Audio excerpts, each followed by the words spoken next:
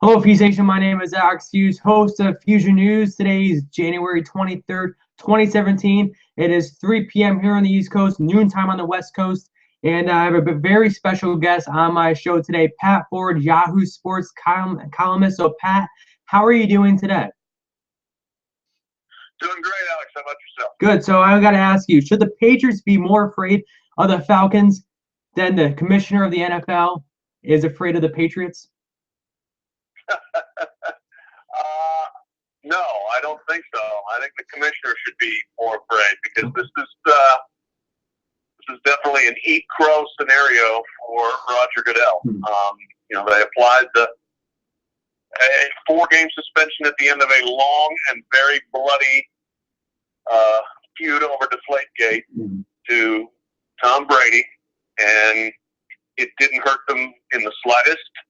They rolled on and are back here, are favorites to win yet another Super Bowl. If there was damage done, it was probably more to Goodell's credibility than to anybody else.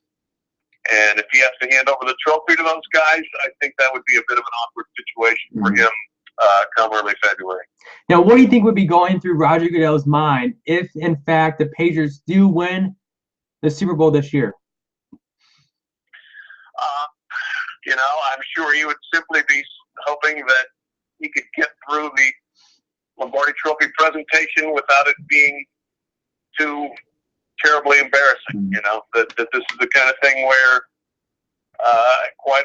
certainly Tom Brady, we know how he feels about Goodell. The Lovecraft relationship, which was once a good one, is no longer. The question is whether or not, I would imagine the Patriots would keep their comments to themselves, at least until they got to the locker room and the post-game interviews. If they're going to pipe up right then and there on the podium in Houston, if they win, that would certainly be something. It would be entertaining for the viewers and the media. It would be embarrassing for Goodell. If you gave him truth serum, I guarantee he would be rooting for Atlanta to win because that would be a much easier trophy presentation for Roger. Yeah, definitely. We'll switch gears and talk, of course, the Falcons in the Packers game yesterday. And a lot of people were hoping for, the Packers and the Patriots facing off in the Super Bowl. That, of course, did not happen. Matt Ryan was just too good. And, were you surprised about the outcome of that first game yesterday? A little bit, yeah. I really kind of bought into the Packers. They went on an incredible roll after having a losing record, and Aaron Rodgers basically guaranteeing they were going to run the table. He was brilliant in getting them into the playoffs. He was brilliant in getting them to the conference championship game, but their defense was just completely overwhelmed. As you said, Matt Ryan was extraordinarily good. Julio Jones is the best receiver in football right now. The running game is very good. They're just a really good offensive team, and Green Bay is not a terribly good defensive team. So that was a mismatch. It did surprise me. I was hoping, really, I expected both championship games to be closer than they were. It was disappointing that neither of them had much drama. Definitely. And, of course, we'll switch gears now and talk some college football. I know that's what you like most. And, I'm an Ohio State fan. And, of course, the team that won the championship this year defeated Ohio State in the second rounds and before going on to the championship game. Clemson, of course, won this year. Were you surprised by Clemson winning because Alabama looked like, they were number one and they looked like they were the best college football team, but they also kind of looked like the Falcons yesterday too, defeating the Packers as a surprising events, right? Yeah, I thought Alabama was the best team all year, but heading into that last game, you started to have some doubts. Clemson was so good in Arizona against Ohio State. I covered that game. They were completely dominant in that game. And then on the other hand, Alabama, the struggles in Lane Kiffin's last game in the Peach Bowl against Washington, you started to see some cracks, I guess, in the foundation there. And lo and behold, those carried over to the championship game where they went. They took a double-digit lead on 3 separate occasions, and then their offense just could not get it done. But still, if you asked me, Alabama with the lead in the final minutes, are they going to win? I certainly would have said yes. It was a remarkable final drive by Clemson to take that game. Deshaun Watson, I think, cemented his legacy as one of the great quarterbacks in college football history. To drive down the field against that defense and win the game the way they did was remarkable. And so hats off to Clemson. Great game. One of the best I've ever covered. So as an Ohio State fan, do fans need to be worried about their coaching staff for this upcoming college football season next season, as some coaches may go other places, or do you think that this coaching staff will be intact for another season? Well, Tim Beck has already gone to Texas. You know, whether there'll be other changes or not, I don't know, but that's the big one. And it really, the offensive staff was not very good for Ohio State. I didn't think, ever since Tom Herman left.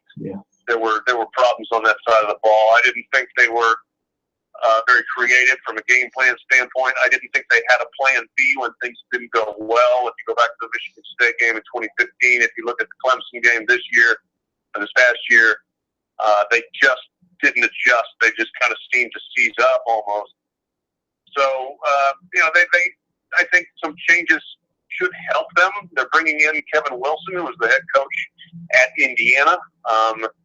A really good offensive mind, had been the play caller for Bob Stoops for a long time at Oklahoma before he went to Indiana, and I think that'll really help them and probably inject some new life into the offense for Ohio State. Okay, and we'll switch gears and we'll talk our final topic, and that, of course, is your career and how you got into this career. So I have to ask you, how did you first get into this career of sports journalism? Well, you know, I mean, it was something I decided in high school I wanted to do back when I was about your age. I played football and basketball in high school, but I knew, you know, that the long-term situation as an athlete, I wasn't going to go pro. That's for sure. I could have played some small college, but I knew I wanted to be a sports writer. So I went to the University of Missouri. It's an outstanding journalism school. It's the first one in America and certainly one of the best, and got a great education there. Really immersed myself in the student paper and everything involved there, and was fortunate enough to get a job at the Louisville Courier-Journal coming out of high school. Worked there, great newspaper, for 17 years, and then went from there to ESPN. Worked at ESPN for 7 years, and now I'm in my 6th year at Yahoo, and this is the best job I've ever had, and I love what I'm doing. So, of course, nowadays it's, you know, hard to be a part of a media company, of course, and I have to ask you, what is the hardest part of being a part of a working media company? I don't think there's that many hard parts to it, really. I mean, if I ever say that my job is that hard, then somebody slap me, because I'm doing what I want to do, and I'm well paid to do it, and, you know, it's all great. You know, it's a different job than it used to be. Certainly it's much more immediate. You know, you have to be ready to react to news immediately, because it's not a one time a day publication cycle. You know, you can write something at any time. It can be published at any time. News breaks at any time. So there's a lot of kind of on demand work. The one thing as far as covering a national beat is you got to know a little about a lot, as opposed to when you work in a local market, you've got to know a lot about a little. So, you know, I need to have some basic working knowledge of 129 schools in football in the FBS and 351 in basketball. So you kind of have to at least keep your finger on what's going on everywhere, and then pick your spots as far as what you're really going to drill down on. Yeah, definitely. And final question before we wrap up this Feuzion News interview. What is the most embarrassing moment in your career? Most embarrassing moment in my career? Wow. I have to think here.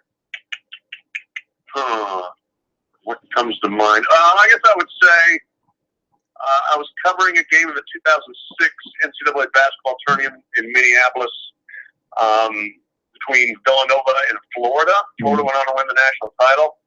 And Randy Foy threw a wide pass out of bounds, a very hard pass.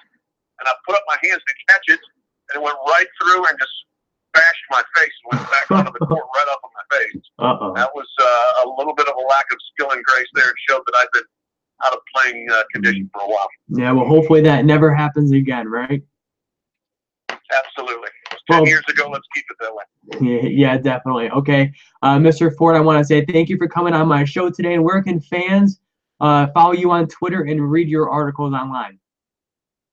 Yeah, I'm online at Yahoo Sports, sports.yahoo.com. And Twitter, the handle is Yahoo Forde, YAHOOFORDE.